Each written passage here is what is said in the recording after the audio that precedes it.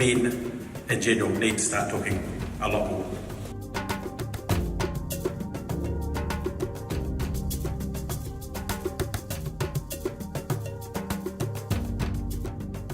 I think a lot like some of the others, there were times when, while both my parents worked, that money was pretty tough. And wondering why your family didn't have the power on or why the phone wasn't working was pretty tough. And I think it's also a pretty good motivator for later in life to make sure that you can do what you do everything you can to make sure you can support your family as well as they can. And sometimes it's difficult being encouraging to your own children if they're used to a particular lifestyle and you know what you've come from, and you making sure that you pass the values that your parents had for you there. So that's a real motivator for me. I don't want any other family to live like that. But I also know that my parents tried as bloody hard to make sure that we had a good lifestyle. And the other challenge was that towards the end of college, I think. And I want to acknowledge Sir Michael Jones here, because I remember a day when he came, when he was the biggest hero of heroes amongst my mates, and he gave his time to come and speak to us, a bunch of Pacific Island students in Christchurch, and the biggest smiles, and talking about that for so long.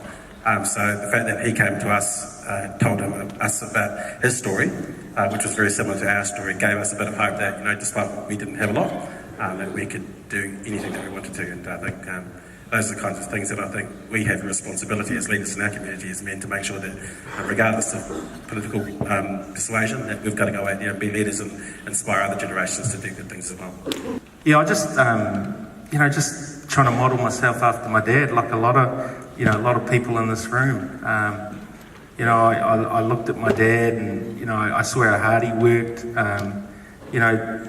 So much of the things that he taught me still ring in my ears, please listen, obey. Things like te alawhani, whaalualo, respect. Those things, they're now things that are so natural to me, and they've helped drive me but not just as an individual, because you don't do it for yourself, you do it for your family, you do it for your community, you do it to be an example of those around you. So, it's not, I don't think it's the pursuit of individual achievement. I think most people here that are in public service serve because they want to help others, they want to serve others. And, the one thing, is that Samoan, it's a Pacific value around tautua, service.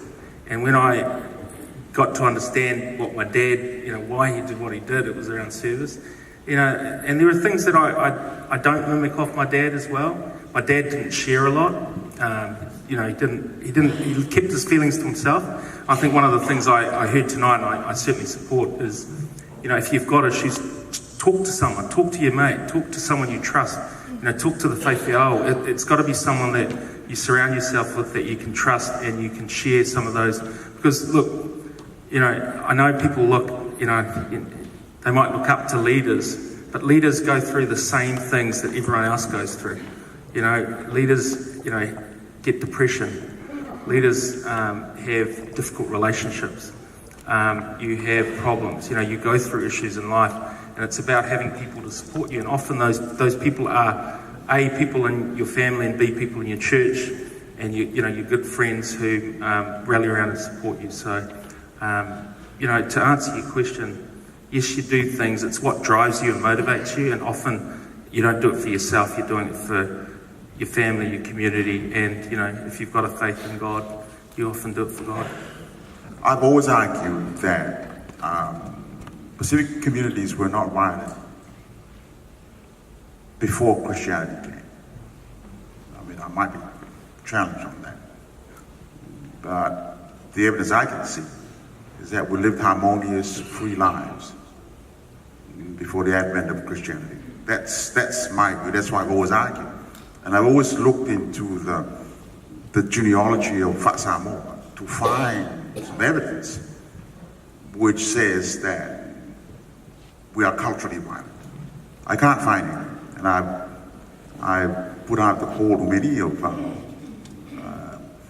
custodians of Samoan knowledge to find it. I can't find it. So that's why I've always made the point that we should call it what it is. and its violence, at least we can allow us to address the issue. And I think we need to move on from this and look at ways of how we can elevate the values that make us great, elevate the values that allow us to be prosperous, elevate the values which allow us to aspire to the good things.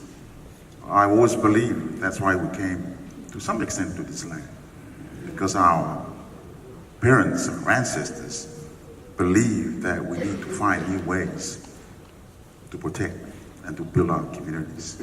It's an enormous kind of journey to be on, and I found it challenging, but I found it awe-inspiring that our men who have stood up, have paved the way. But I'm enormously optimistic about our people. I'm enormously grateful that we have the next generation of our communities and our men matching up. Because, dare I say it, our women are still ahead of us. If there was a value that my parents installed in us, it was loving people. And I think that's probably the biggest thing that we can all do, is to love a little bit more, love a little bit harder, and embrace people a little bit better. And maybe I heard before, being able to listen better. And it's something today I took out some awesome notes from previous speakers, and I'm the least qualified person here. But what I did take was to listen better, and that's something that I'm going to take away from today. I'm going to keep my values, but also I'm going to listen better. So that's something massive I will take back to my place of change. My father was one of my two role models, my mother being the other one, and it sounds like he was a typical island father, but his refrain was always, why not? We'd be too shy or too, I didn't think we were able to do something, and he'd just say, well, why not? And we always had conversations around that, and he'd give us the conversation and talk about these things as to why we should give things a go. And I certainly had that talk to him before I made the decision to run for Parliament, and every other career decision I've made along the way. And I think the fact that he talked about these things with me, and I would encourage the same message that Sam said, that men in general need to start talking a lot more. And I think I have benefited from my father talking to me. And I would encourage everyone else to do it. It's free, and you'll be amazed what can happen if you do it. Being honest, I think sometimes, we all get upset, we all get angry, all have emotions that are both positive and negative. You try and love, but sometimes, you have a little bit of hate in you.